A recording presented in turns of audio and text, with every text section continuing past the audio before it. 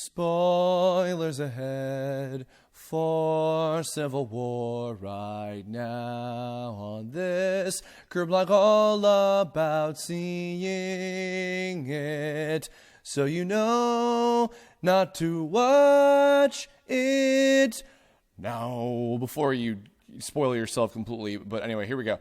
Holy shit. Wow. Like, fucking wow. Okay, first of all, it feels like the Ultron Kirblog that I did a while ago, seeing that wasn't even really that long ago, and I was already, like, immediately upon finishing that up, like, hyped for this movie. But I swear to God, it's like I blinked, and I was like, oh, Civil War's here. It's like, oh, shit, okay.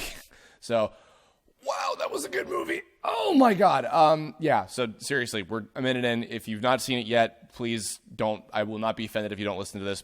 See the movie first, and then come back for my thoughts, because, oh my God. Yeah, where do I even fucking begin?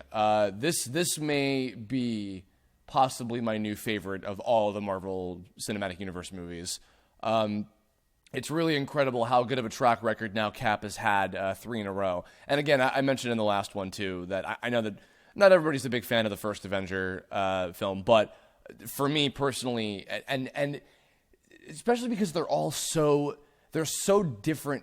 Okay.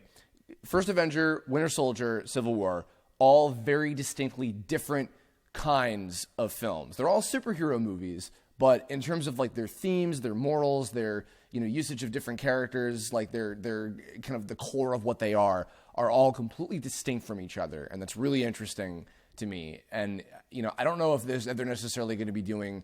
Because there's been no indication as to if any of the individual Marvel movie, Marvel character-focused movies are going to get anything beyond a third one, because there's no sign of an Iron Man 4 or a Thor 4 after Ragnarok happens, I think, next year, or even after this one either. But I'll kind of get into that a little later. So Black Panther and Spider-Man were major highlights. What a fucking splash they made. My God. Yeah, they just, it's funny because actually I made a little offhand joke to Mike when we were watching it, and we have the scene where Black Panther is looking out the window and everything before the press conference starts, and my first joke was like Spider-Man, because like not that I'm complaining about Peter Parker being chosen over Miles Morales, but just that would have been funny, but that would have been cool if possible. But yeah, T'Challa was such a great character, like. My God, like he just for this, and also for Peter being this being their introduction to now this continuity, like because I don't know if there was some like concern about how that was going to work or whatever with too many characters or everything, but every character felt so utilized, and like they all got a fair amount of development, and I think that the reason that was easier to develop everybody in this scenario is because. A lot of them were all kind of, and like, they were all kind of, enveloped under one of 3 different umbrellas. Obviously, there was the, hashtag Team Cap and Team Iron Man and all that stuff, but also kind of the tertiary, I should say, party, in that of characters like Baron Zemo, as well as Black Panther in a way. I mean, obviously he's on, Team Iron Man in the beginning, but really he's got his own agenda. And actually Black Panther and Zemo's dynamic was really intriguing, especially like towards the end where they have that scene out in the snow, and they're kind of like, wow, we aren't so different, but I'm going to change that because this is ridiculous, how I'm going about my life right now with the choices that I'm making and everything, and I'm interested to see where they're going to be going with Zemo, as a villain, because he was a lot more interesting in this than I was expecting. Originally, I thought that he was going to be a lot like Bone Crusher, or not Bone Crusher, fucking Crossbones in the beginning, who he served his purpose. He was a good introduction, but having Zemo as like this kind of more like, I think there was some article that said like it was more like the Avengers were fighting against a concept more so than an actual person, because I think this along with the Mandarin, and I think one other character, I can't remember, somebody correct me in the comments, all radically different from their interpretation. Their interpretation in the movies are completely different from how they are in the original comics, which I know understandably might annoy some people, but yeah, Zemo was really, really intriguing in this one. Yeah, everybody got a great amount of screen time. Tony and Steve obviously like were very much at the forefront. If anything, I almost feel like this is. I was saying a little bit about this before, but how like I was hoping for more movies focusing on like a dynamic between characters. This is almost kind of like Captain America 3 and Iron Man 4 because Tony had like so much good material. Particularly, and in fact, I feel like sometimes it almost felt like in certain cases he would have like more screen time than Steve did, even, which is kind of saying something. Another outstanding one, Vision and Wanda's relationship was really adorable. I know it was kind of a smaller scale kind of aspect of the movie, but just the two of them, and then they're kind of, we're both weird, we don't really understand, fully what it is that we can do, and the issues of fear and everything made for some really cool scenes with them. It just, everybody had some kind of purpose and having the different factions more or less and like the different moral standing and everything, I think was really cool. It's funny because I think, when I first heard about my friend Noah Scammon, he was telling me a long time ago about what the concept of Civil War was in the original comic. And I would like to actually read it at some point. Mike Lucas has a copy of it that I want to check out at some point. But he said that he told me about what the original concept was, and obviously I knew, once I knew about how it was going to be a lot more of a focus on, Cap trying to protect Bucky and like him, not agreeing with the whole, the Accord, the Sokovian Accord, I believe it's called. I figured it was going to be a departure from that concept. The concept of the Civil War comic is extremely interesting, and I do want to see it for what it is. At first, when I heard that it wasn't going to be about that, I was like, okay, that's a little disappointing, but, we'll certainly see how it goes.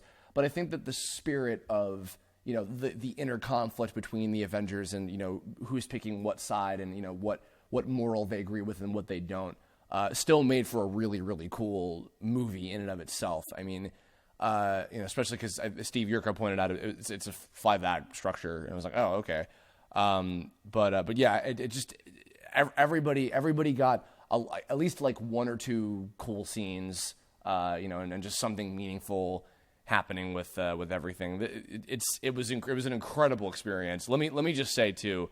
Obviously the actors did an amazing job, but the big Team Cap versus Team Iron Man fight scene, like I swear to God, that should go down in history as like one of the best like live action, or not even, just best fight scenes of all time. And like, I know you could argue like, oh, it's so overly choreographed or whatever, but just like the way that they create such an engaging, amazing, like action-packed fucking fight scene between 12 different characters in the span of, I think that whole sequence is like, well, maybe like a half an hour or so, like in total.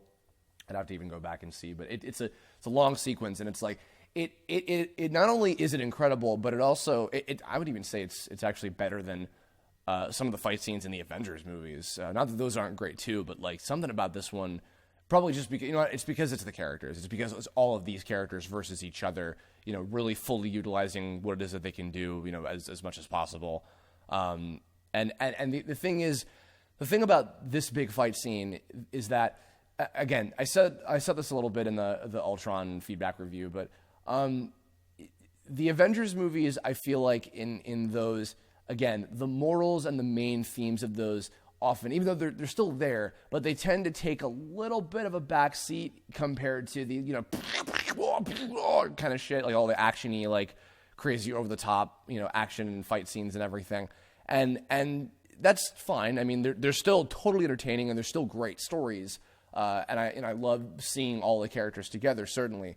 But this one, and I think maybe even because like, Hulk and Thor were like not around at the time, and we were able to focus on a lot more of like the less godly characters, except for Vision, obviously. But it allowed for this particular like issue and the disagreement between everybody in general, that like the story and the moral and the theme of this movie then accentuated the crazy action shit.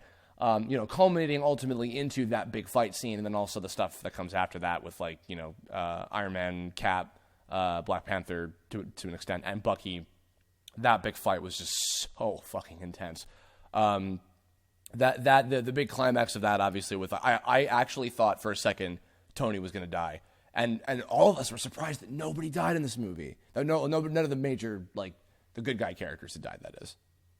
One of the Looper videos that I had voiced for the Continue guys was about like the top 10 characters we think are probably going to die in like Marvel Phase 3 or Civil War or whatever it was. I'll probably have like an annotation to it or something, but they talked about like all these particular reasons, like both in universe and out of universe, as to why a lot of characters were probably going to die.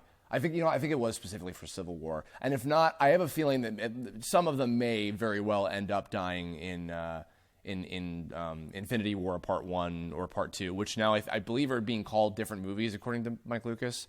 I don't know if they have like the official titles for what they're going to be yet. But yeah, but we were so expecting like somebody. I personally thought Steve was going to die and Bucky was going to become the new Captain America after that. Or if not him, then Sam. But either way, yeah, I'm totally okay with the fact that they're not dead, because that means that more stuff for them to do.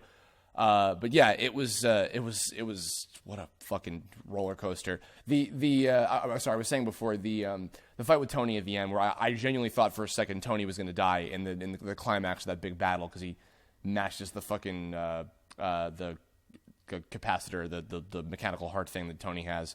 That was a big like whoa, okay kind of moment. Other big reaction moments, Spider-Man in general. I mean, of course, like as soon as Queens, like after like you got a guy, yeah, I got an idea, and we show up at Queens, and suddenly it's like, oh my God, here he is, here's Peter. And I'm going to talk more about Tom Holland on Spidey probably in a future Spider-Man Kirblog for next week, but I'll surmise right now to say that he is single-handedly the best live-action Spider-Man I have ever seen. Like, I don't mind Tobey. I liked Garfield, but my God, Tom Holland blows them out of the fucking water with his performance. It's like this interpretation of Peter live action is like, it's mwah. I'm so down. And I'll talk about Homecoming a little bit, but yeah, Spider-Man in general, huge reaction from everybody, and just the moments between him and Tony, and then like him just being a fucking goof in the fight scene. I think we were because another moment that got a huge reaction, because we were laughing and cheering so hard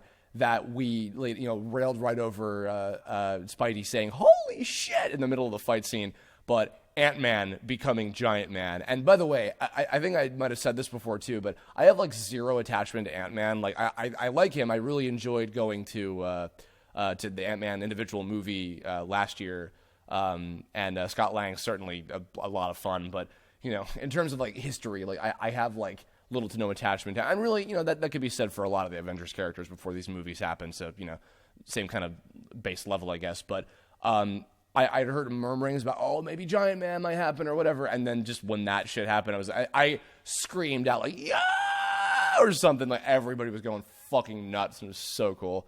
So that, and yeah, again, we just like railed right over holy shit from Spidey. I think I like vaguely heard that mixed in there. It was like the overhead shot of him. Another big moment that maybe it wouldn't seem like that big of a deal, but I just really struck a chord with me was it's the sometimes I want to hit you in your perfect teeth scene where they're in the fucking offices or whatever between Tony and Cap talking to each other about like what are we gonna do next? This is the whole thing that we have to face now, and et cetera. And then when he finds out about Wanda being held like and protected / captive / whatever, and Tony going like Robert Downey's performance on like give me a break was like whoa, okay. I was half expecting somebody to drop an F-bomb at some point, although Steve said that they would probably never do that, and probably not. But yeah, just I felt the intensity of just that one line. I was like whoa, okay, all right. I'm okay. I'm in for the long haul. And then what happened? Like inching forward in my chair or whatever. Yeah, this is the level of character development I wanted out of the Avengers movies. Again, so far, all three of the Cap movies have been so distinctly different from each other, and so far, they're standing out as the best of all of them. I mean, and again, that is not to discredit any of the other ones. I have enjoyed basically all of the MCU movies thus far, even the ones that like aren't all that amazing or whatever. But yeah, First Avenger, Winter Soldier, and Civil War have been just out of this fucking world. And it's interesting because I also even kind of think about, Steve was introducing somebody to a lot of the Marvel movies that they hadn't seen before.